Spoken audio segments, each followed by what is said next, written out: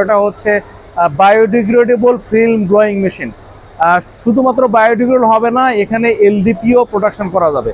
তো মজার বিষয় হলো, আমরা যখন এলডিপি প্রোডাকশন করব তখন এটার ক্যাপাসিটি কিন্তু ডাবল। এটা হাই স্পিড মেশিন, অর্থাৎ রেগুলার এলডিপি মেশিনে যদি 40 বা 50 কেজি করা যায়, এই মেশিনে 80 থেকে 100 কেজি প্রোডাকশন করা সম্ভব হবে।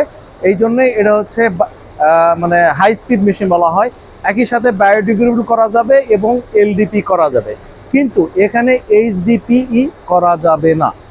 তো এই বায়োডিগ্রেডেবল এটাকে আমরা কেন বলি? এটা একটা জৈব যৌগ। এটা ভুট্টার দানা অথবা মানে যেটাকে স্টার্চ পাউডার বলি, এটা ক্যাসাভা থেকে হয়। এবং এমনকি এখানে হচ্ছে এগুলো থেকে এই জৈব যৌগটা তৈরি হয়। অণুজীব বা ব্যাকটেরিয়া ময়েশ্চারের সংস্পর্শে এই ব্যাগ যদি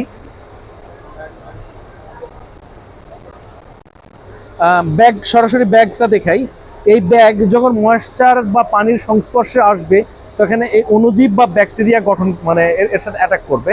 ফলে ধীরে ধীরে এটার শক্তিটা নষ্ট করে দিবে, এটার অণু পরমাণুকে ডিকম্পোজ করে দিবে।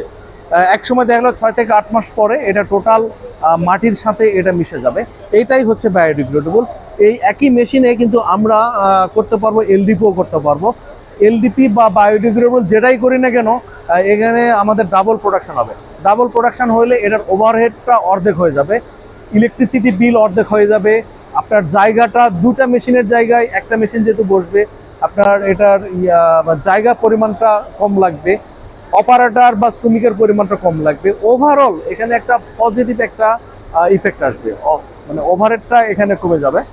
এইটা হচ্ছে বায়োডিগ্রেডেবল বা এলডিপি ফিল্ম ব্লোয়িং মেশিন। তো এ পর্যন্তই, পরবর্তী ভিডিওতে আবার আসতেছি।